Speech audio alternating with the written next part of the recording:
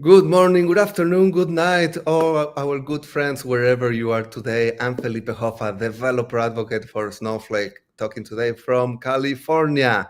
And today we're going to talk about distributed model development with Snowpark ML with our ML architects at Snowflake, Simran Khara and Sikha Das. How are you doing, Simran and Sikha? Doing very well. Thanks for asking, Philippe. It's a sunny day today, so I fine. see. It's a Yep, sunny doing well, day sir. where? I'm based out of New Jersey right now. Uh-huh. New Jersey. And where are you, Sikha? I am based out of Northern Virginia, near the DC area. Also a sunny day here, so happy to be here. I'm super happy to have both of you and to see that people are connecting. Let me check how the numbers are going. Wow, we have a lot of people watching on LinkedIn. Say hi. Now, if your comments don't work, because sometimes LinkedIn doesn't work and it doesn't rely to us your questions and your comments to us, uh, feel free to go to the YouTube live stream that's also happening at the same time, and you can get your questions answered there because so far I have not got any message from LinkedIn viewers, but I know a lot of you are watching right now. So if you have questions, just go to the YouTube link or let's figure out a way. Uh, Sika, Simran, you are both ML architects at Snowflake. What does that mean? Yeah, so Morning. yeah, it's a good question. Sika first. Um, yeah, so basically, we work with customers to help them optimize their AI and ML workloads on Snowflake, and then we also like to gather feedback from them on what's going well, what are they looking for, just so we can continue improving our AI ML feature set. Yeah, Excellent. we work with product managers and internal engineers as well in constantly improving the product. And when things come out, we work internally on projects and also externally. So our customers can be both internal and external. I love that you are working with AI, with ML, and you're working with customers. So you must have a lot of stories of how they are deploying Snowflake, how they are doing ML. So, Absolutely. It's a absolutely. nice space to be in. It's a fantastic product to take it to customers and hear stories from them. Yes. What do you have for us today? What are we going to see and learn and discuss? Yeah, so we're going to be focusing on distributed model development with Snowpark ML today.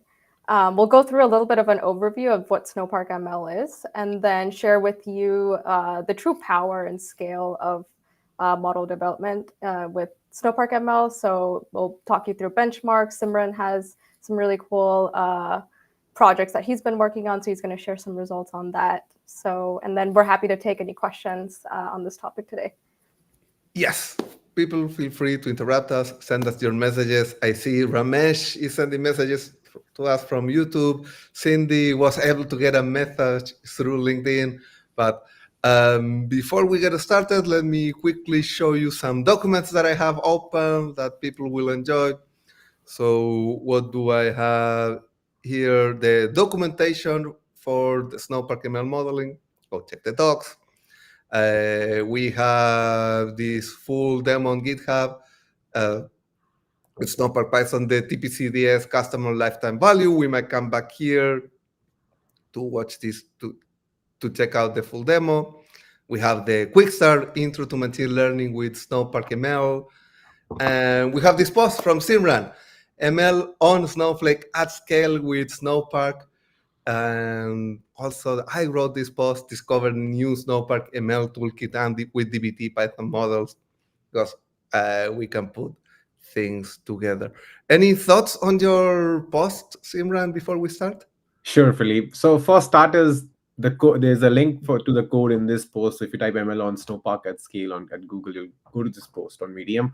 And this post I've seen mostly works for customers who do like the post. So please do like it, and then you can get the code to work. There's a backend link that I've connected the code with.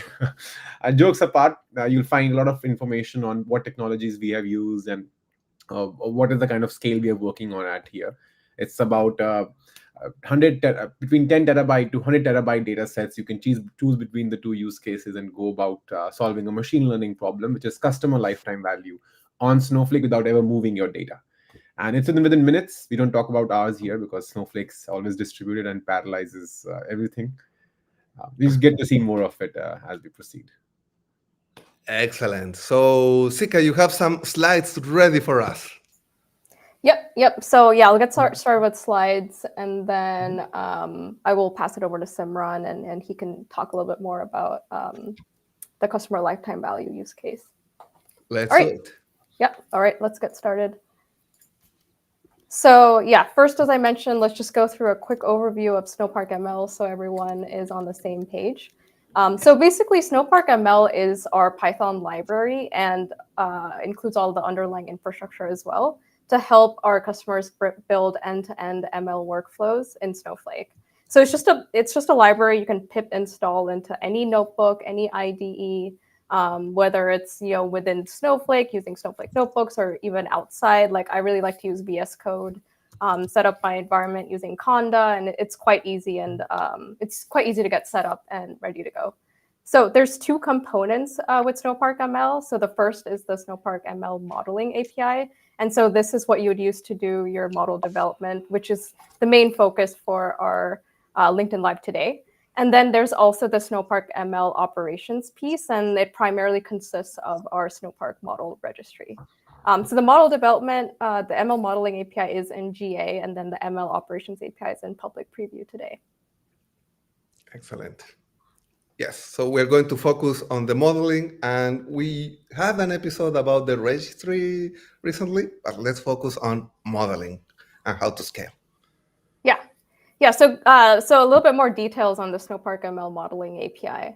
So basically, it lets you run popular frameworks that you might already be using, things like sklearn, XGBoost, LightGBM. So it allows you to run these frameworks natively in Snowflake without you having to move data, egress your data. And also with Snowpark ML, you no longer have to write stored procedures to do a lot of the model training that you had to do before. So it abstracts all of that out for you now. So it's as simple as doing like a .fit,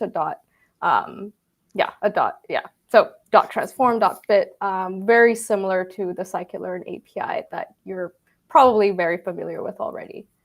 So two parts to this. So one is the pre-processing, which is a very important stage, right, for data scientists to do feature engineering, data processing. And a lot of the times you're using a lot of data, right? And it's very hard when you're using pandas, and then you have to bring all this into memory. You run into out of memory. So that's where I want to highlight the key sort of differentiating factor for Snowflake here is that it allows you to do distributed execution of some of these common scikit-learn-esque pre-processing functions, like the one-hot encoder and normalization, standardization, all that good stuff. So that's one piece I want to highlight. The other piece is the model training. So again, as I mentioned, you no longer have to write stored procedures to your model training. So it's really accelerating trying out different models when you're already using scikit-learn, XGBoost, LightGBM. And then the one big piece I want to highlight, which is a recent addition to the API, is our distributed implementation of grid search and random search. And so it allows you to do hyperparameter tuning in that sort of parallelized way that Simran was talking about. So so these two, what I've highlighted here, are going to be the key themes throughout today. Pre-processing and training with hyperparameter optimization. Perfect. Yep, exactly. I will briefly mention the Snowpark ML operations because it is also a big piece of the library. This primarily, again, consists of the Snowpark model registry. So it allows you to securely register and manage your models all within Snowflake and execute inference within Snowflake again. So again, no data movement. The great thing is you can bring models that are trained externally to Snowflake, but also internally to Snowflake. And so this is sort of like our de facto way of now allowing you to do model management. And so the foundation for this model registry is something called the model entity. And so this is a native schema level Snowflake object, which basically provides you with a version container of all your machine learning artifacts. and also gives you full RBAC, so role-based access control, as well as APIs on top in both SQL and Python. So yeah, Nice. this little piece to also keep in mind. But again, today we'll be focused on showcasing the power of model development in Snowflake. Okay, so the first thing that I want to discuss is the data pre-processing and feature engineering. So these are some of the benchmarks that the engineering team has done, just to show you, the power of using Snowpark ML over, using scikit-learn within a stored procedure in Snowflake. So we tested 3 different functions: the standard scaler, one-hot encoder, and correlation. And we were able to see like a 25 to 50x improvement when running with Snowpark ML's implementation versus running scikit-learn in a stored procedure. And so for the scalar and encoder, just to give you a sense of the scale of the data, it was about 200 million rows or 16 gig of memory. And then for correlation, what was interesting is that when we tried running it in a stored procedure using sklearn's correlation, it actually ran into an out-of-memory error on this data set size of about 1 million rows and 1,024 columns. But with Snowpark ML's distributed execution, it was able to run in 51 seconds. So these were some of the key results that came out of these benchmarks. Makes sense for it to go out of memory with sklearn, because you expand the data set into so many more columns. So your memory footprint is super huge. Exactly. One quick question here, Sikha, is what's the difference between an sklearn object and a Snowpark ML object? Is it the same implementation, or how would you differentiate? Yeah. So this comes up. This is like a quite common question that we get a lot from customers. So Snowpark ML, like the API for pre-processing, is very similar to scikit-learn. So the syntax, the way you set up the functions, all of that is very similar to sklearn. But under the hood, Snowpark ML is actually using things like Snowpark data frames, UDFs, UDTFs, to be able to distribute these operations and these calculations for you. So you don't have to, figure out, how am I supposed to use Snowpark data frames to do this? It's all sort of handled for you, so that it's again accelerating your model development process. Fantastic. Thanks for that. So people still write Python code here? Yes. Yep. Yes. Okay. And Snowpark transforms some of this to SQL, and that's part of the acceleration process? Yeah. So if you think of how Snowpark data frames work, you write a bunch of Python, but then the operations get turned into SQL in the background, and then they get executed as SQL within our SQL engine, right in Snowflake. Yeah. Yes. So For me, I was recently Simran.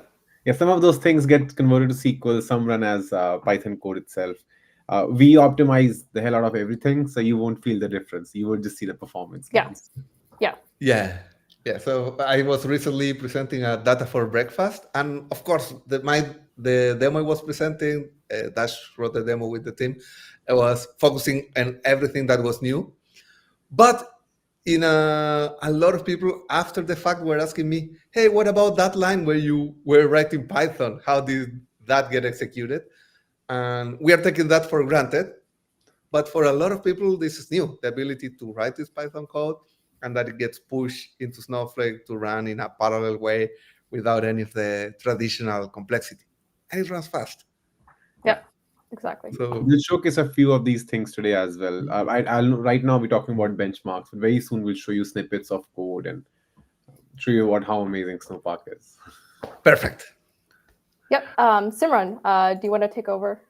Sure, absolutely. So in this slide, we are presenting some HPO, hyperparameter optimization benchmarks, to showcase the performance gains you get with Snowpark ML. So you'll see 2 graphs here. One compares these benchmarks in a standard warehouse, and one compares it in a Snowpark optimized warehouse. For those who don't know what a warehouse is, it's basically a compute it's a compute cluster in the background. We call them warehouses, so that we actually, you don't have to take care of any of those things. You just have to fire up a command. You automatically start something, and it's always available for you to run things. So you'll see here, just to go in the graphs a little bit, that on the left hand side, we're comparing 10K rows, 50K rows, and 70K rows, and the performance of the various sizes of these warehouses. They come in t-shirt sizes. The smallest one is extra small, and the largest one is very big. I've never gone that big so far. But if you see on a small data sets and with hundreds of parameters, the performance pretty much remains the same, because they're all very fast anyway. They're in a few minutes. That. But if you look at the largest data set available on the left hand side, it's 700K data set. You'll see between a medium warehouse and a large warehouse, the performance time gain is about, we see a 40% increase roughly in terms of how much time it takes to complete this machine learning job. So you can think of it like this: if you have, let's say, 100 parameters to test, max example XGBoost model with max depth and learning rate and a few other things here and there, to test these things in parallel, you can easily fire up a Snowpark command, which will show in the next slide, and we'll train these models in parallel and test which is the best one for you. So you don't have to do any of this thing, and that's why you see the time decrease by going a warehouse size up. And similarly, on the Snowpark optimized warehouse, you'll see with a 10 million row data set and several hundreds of parameters, the performance time keeps going down. And you can see the scale or any kind of data set when you're working with Snowpark.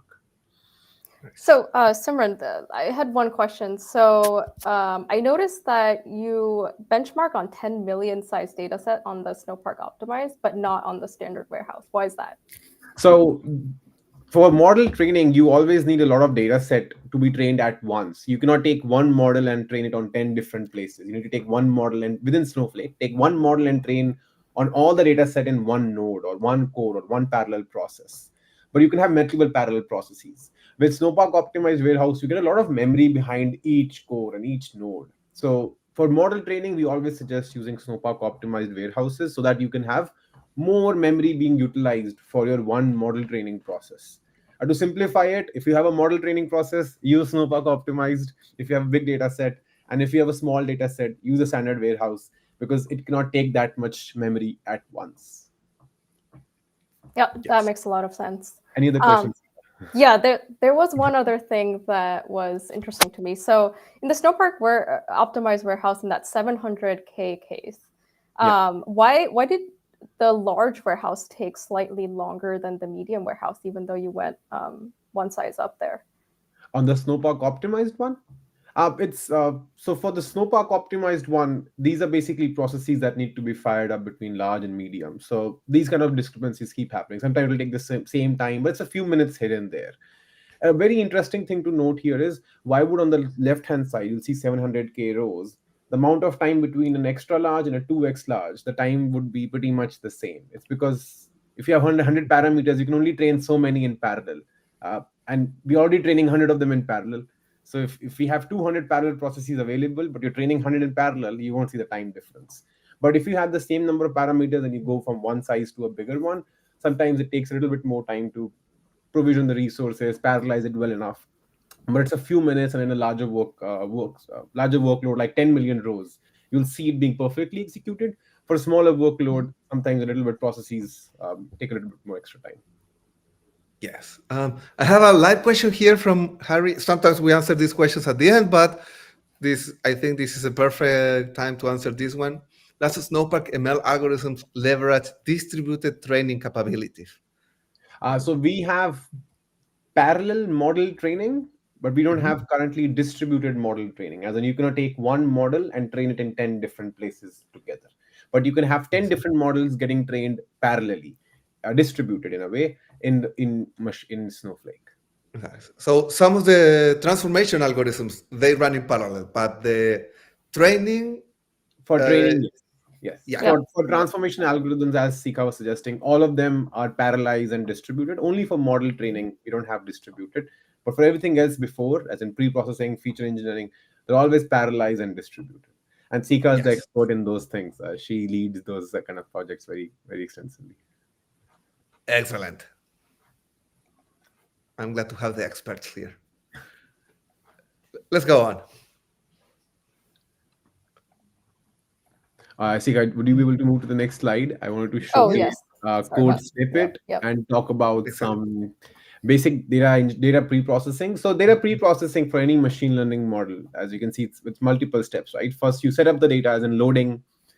Then there's data engineering. Then you basically joins and aggregate different data sets.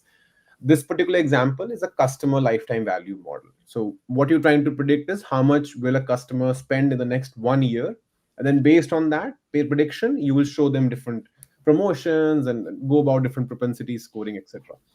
But given that this is a use case for customer lifetime value, you have to do a lot of joins and then aggregate a daily data set into a monthly and a yearly. So all these that happens in a data engineering process, which is separate from the feature engineering process, where you are creating more features from the same data set using feature encoding, doing data imputation, ordinal encoding, and so many more other things that can exist. And once all of that process you have done, you go to ML modeling. uh, on the left hand side, I have shown a code snippet. You'll see, I'll just walk a little bit in that code snippet. Rest you can see it on our GitHub repo. To basically do one hot encoding or model training or anything of that sort, it's as simple as pointing to a table in Snowflake. So in the first line of code, you'll see it says session.table and you mention the table name. So if you have data set sitting in Snowflake, you can do all of this processing from your local laptop. Because when you do session.table, session is you pass in your credentials and you do session.table. This is now a connection to a table sitting in Snowflake and the data never moved. And when you do the next command, that is simple imputer dot fit dot transform, this data set is being transformed right within Snowflake, whereas your code is now sitting on your local VS Code or Jupyter or wherever your code is sitting there, and data never comes to your local notebook. These commands are sent to Snowflake, which actually makes absolute sense, right? Because you have data set which is 30 billion rows or 10 terabytes. Moving that data to your local machine is a lot bigger than moving 20, 30 kilobytes of code to Snowflake. And that's what we implemented, which should have been the case since forever. On the right hand side, you'll see some times given here. Uh, Yeah. when we begin this process, as you'll see in the code, we have some 8 tables in Snowflake, which total combined as 10 terabytes of data set. There's also an option to work with 100 terabytes of data set, but for the speed of it, we work with smaller data set. And then 30 billion rows are the total size of the total data sets. And then when we load it, it's 0 minutes because you're just pointing to the table. And that's the beauty of it, right? You point to a table and you forget about it. You don't have to bring in face memory issues and all that stuff. Next is joins. You fire up queries like table1 dot join table2, table1 dot group by xyz, customer id dot sum sales, something like that. Now that on 30 billion rows takes about 2 minutes. Pretty crazy. And then when you go into feature engineering, doing one hot encoding and imputation, etc., that takes 4 minutes on 20 gigs, because then you had in the previous step aggregated your data set. As you can see, your hours and hours long machine learning workflow end to end has gone down from hours and days to probably a few minutes. And the next step is dot fit on a machine learning model, which will show you in the next slide how much time it takes, and your job's done. You can go back to your manager and tell them that you did it in a very fast time, and possibly you start working on the next project in the meantime. Now, It's cool. Sika, thank you for bringing up this next slide. This is where we talk about distributed hyperparameter optimization and what we meant by parallelizing these machine learning training jobs. So on the left-hand side is a small code snippet. You basically start by pointing to a table. The table here is TPC train. So we this data set is already sitting in Snowflake. We feature engineered everything. It's ready for there. Now you just mentioned the feature columns and everything, feature calls, target calls, and remove the target call from the feature call list. And you mentioned this object called grid search CV, which is a Snowpark object.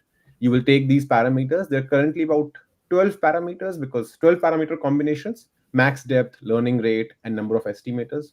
So 3, 2, 6, 12. And then there's cross validation 4. So we need to do 12 into 4, 48 parallel fits, or 48 total fits. Now you can do them single node or you can do them distributed. And that's what the graph on the right hand side is about. So if you do them single node, 48 fits, it takes you about 110 minutes.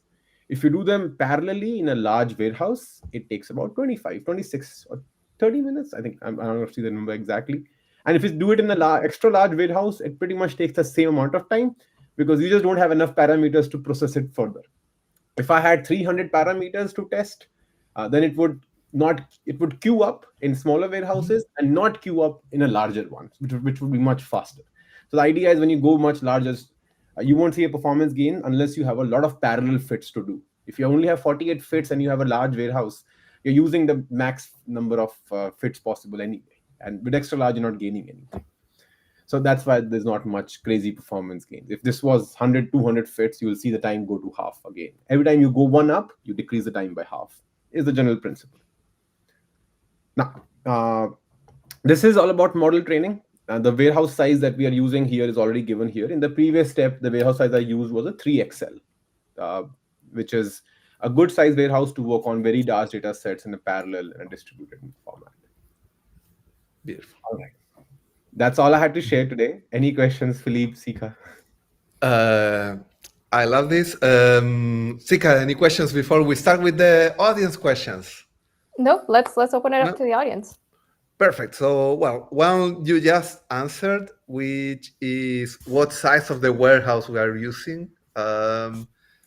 Yes, Ganesh was asking, what is the size of the warehouse we are using in this example?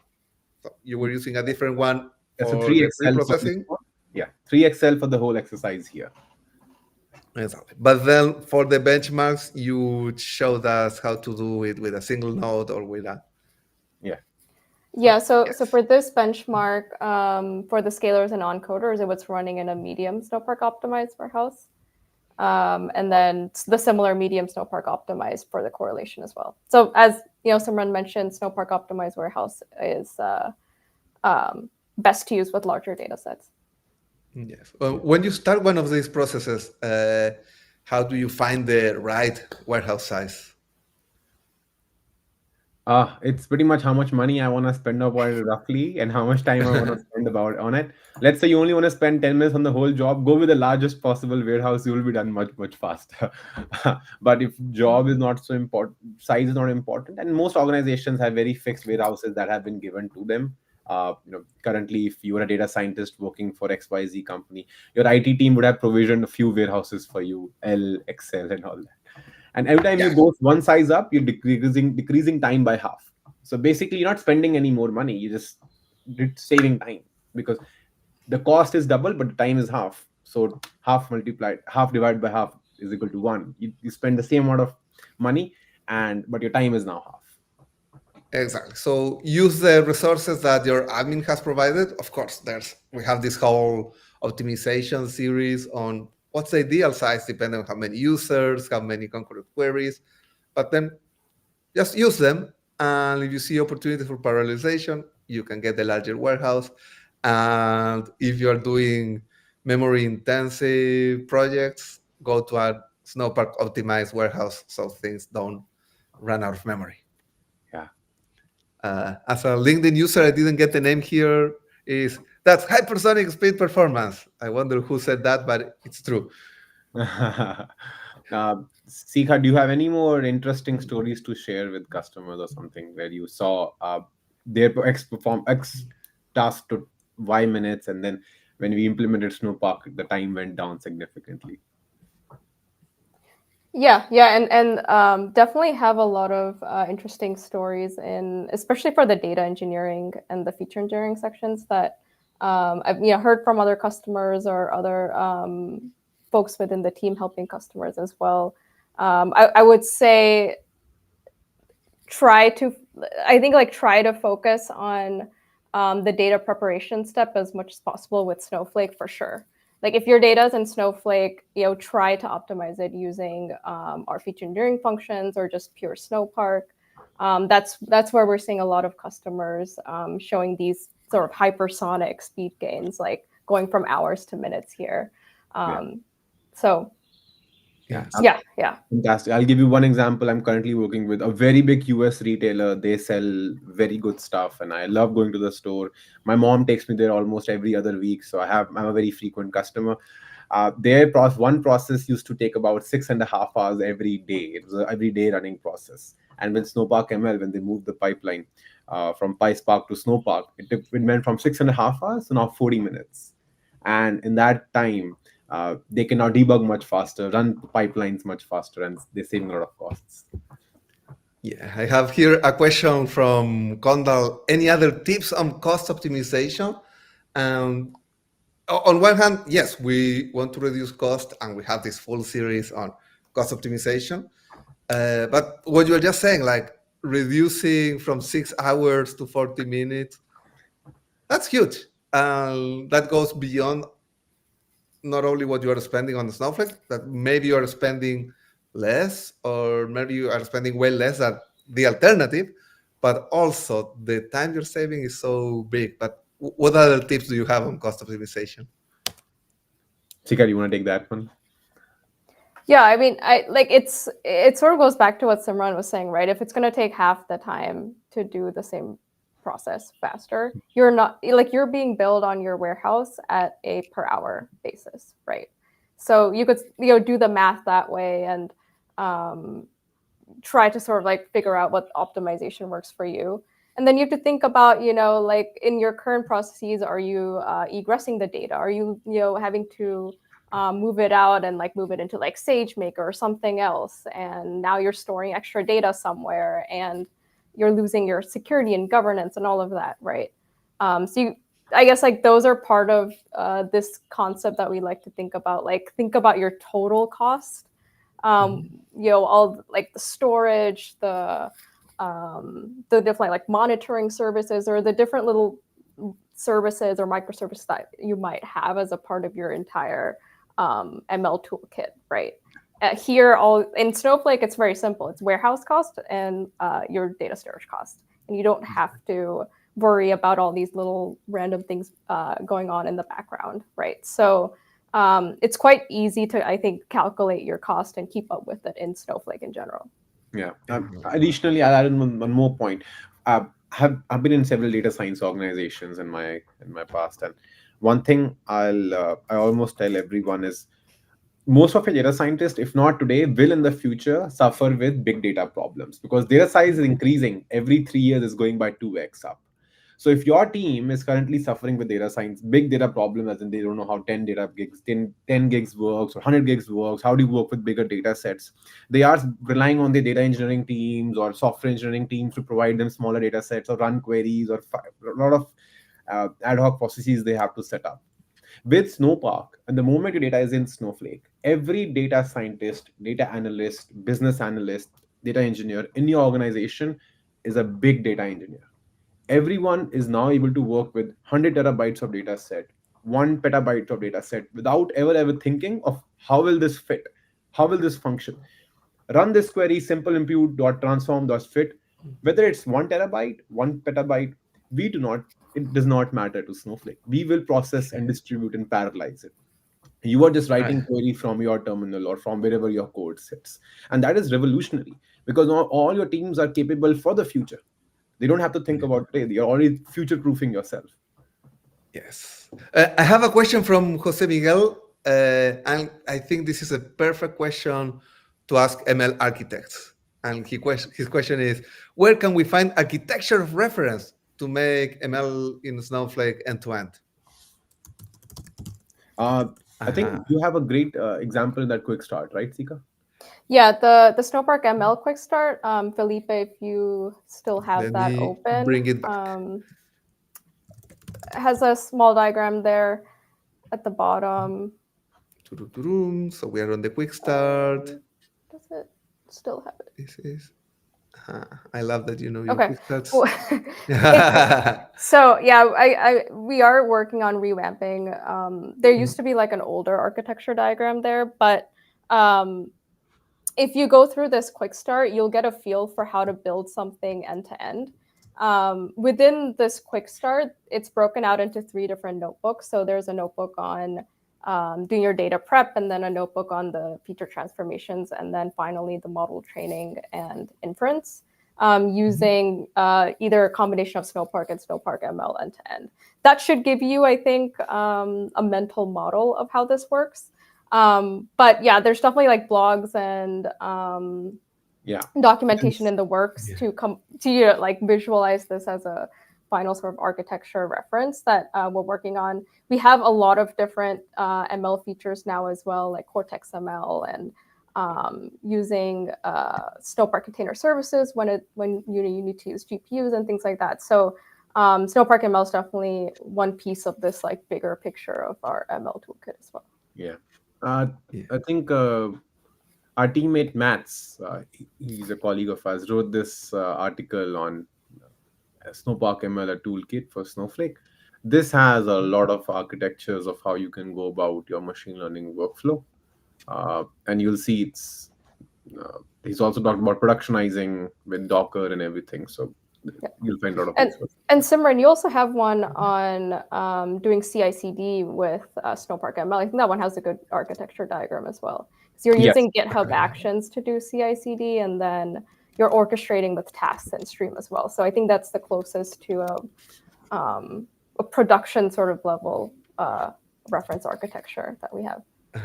I have it here. Fantastic. Did you find it?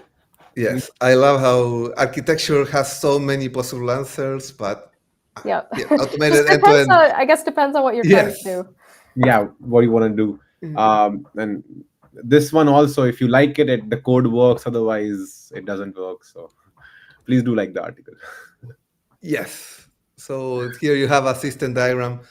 But yes, there are many possible answers. Thank you, Jose, for asking that question. And thank you for asking it twice because I was not answering it earlier. What do we know about GPUs? William Sanchez want to know. Is there a way to run my Jupyter notebook from my local using NVIDIA GPUs or only through Snowpark container services? So there are multiple ways to do this right now. Depends on what you're planning on doing. If you already have a GPU based model, let's say a pre-trained model currently from Hugging Face or wherever, and you want to deploy it on a GPU architecture in Snowflake with GPU compute resources, you can do it from your local Jupyter notebook using Snowpark ML model registry. You just have to point to the Hugging Face model and then deploy it, log it using Snowpark ML model registry, and then mention that you want GPUs to run this model. We take care of all, we abstract all of this for you. So we'll take care of all orchestration. And then you will have a GPU powered model in Snowflake where you can do inferencing on your data set. If you want to use GPUs to train your own model, yes, you got to fire up a notebook in Snowpark container services and then train that model there. But the model, once it's trained, you can use it. Yes, you can deploy. Once your model is trained, you can deploy it in Snowpark directly from SPCS notebook. If you already had a pre-trained model, you can deploy it from your local Jupyter notebook as well. The idea is deploying is very easy. For training, you need to do it on SPCS. That's where GPUs are available. We do have something coming up soon. I don't want to make forward-looking statements, but that will revolutionize this as well. Ooh, forward-looking statements. And speaking about forward-looking statements, I think this is the last question for today. What about graph libraries? This one, I think, Sikha, you have worked with a little bit, or do you have a little bit? Yes, so Snowpark ML doesn't include graph libraries. If you do need to use graph libraries, I would recommend using Snowpark container services. And there's a lot of popular graph libraries out there that you can play around with that are similar to Spark ML. Yeah, and then we also have very good integrations with the partners. I'm forgetting the name of the partner. Yeah, so there's a partner that we work with called Relational AI. Relational AI. And they're currently working on creating a native app that you can install from the marketplace, the Snowflake marketplace. So that is currently in the works. But yeah, we do constantly work with partners as well to help enable a lot of like unique libraries or unique products. So we have not forgotten about graphs. And by the way, there's a beautiful graph right there with a system diagram. It's time to close the show for today. Any last thoughts, action items? What would you like people to do next? Thanks all for joining and for all these beautiful questions. Yeah, thanks for joining. Yeah, I hope you'll test out Snowpark ML on your large data sets. Let us know, how it works for you. If you need any help, our team is there. So Yeah. Yes. Please feel free to reach out on LinkedIn. Actually, Sikha, can you go back to introduction to machine learning? Quick start, Felipe. Intro to machine learning quick start. Yeah. Yes. Yeah, I would definitely recommend if you're new to Snowpark ML, start here. It walks you through how to set everything up, and again, there's no real infrastructure setup required. You just have to set up your Python environment, and then just run through the notebook. There's a lot of comments in there to kind of explain what's happening as well. Yeah. By the way, who writes these quick starts? Our very own Sikha Das. This quick start was published by me, but it's a collaboration with a lot of our teammates and engineers as well to provide a simple solution that we try to keep up with as our product evolves as well. Beautiful. So you collaborated with the team that you published it. It keeps getting updated. Your name is not there, but now people know that you are behind this. Also, people can find Simran on Medium writing posts. We are all on LinkedIn too. We love sharing this. And the last comment from Condor to say thank you to everyone joining today. And join us soon for the next episode. Condor says that he's all excited to test out this amazing feature. So thank you everyone for coming, and thank you Sikha and Simran for inspiring us. Pleasure. Thanks so much for having us. Our pleasure. And now it's my time to tell the bird to dance us off. Thank you everyone. Thanks.